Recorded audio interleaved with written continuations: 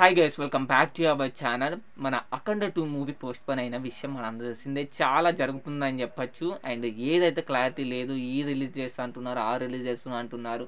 And అప్పు తీర్చారా లేదా అనేది కన్ఫ్యూజన్లో ఉందని చెప్పొచ్చు. అండ్ బాలయ్య బాబుకు గన్ని డబ్బులు ఉన్నాయి, అంత రెమ్యునరేషన్ ఇచ్చారు, గన్ని సినిమాలు వరుసగా బ్లాక్ బస్టర్ అయ్యి.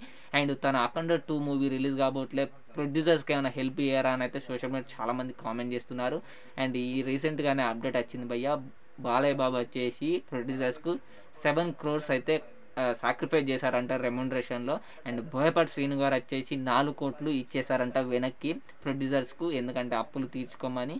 అండ్ కోర్టుల కేసు అనేది ఒక కొలిక్కి వచ్చిన తర్వాత ఫైనాన్స్ నుంచి అప్పు తీసుకొచ్చి అండ్ బాలయ్య బాబు ఇచ్చిన డబ్బులు అండ్ బోయపాటి గారు ఇచ్చిన డబ్బులు కలిపి ఆ ప్రొడక్షన్ హౌస్కి ఇచ్చేసి కేసు కొట్టేపించుకొని మూవీని రిలీజ్ చేద్దామని ప్లాన్ చేస్తున్నారంట.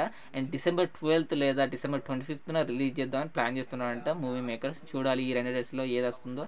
అండ్ బాలయ్య బాబుని చాలామంది ట్రోల్ చేశారు. అండ్ రెమ్యునరేషన్ ఇయ్యరా, ఆయన సినిమా ఆగిపోయిందని. ఇప్పుడు బాలయ్య బాబు ఇచ్చారు, చూడండి.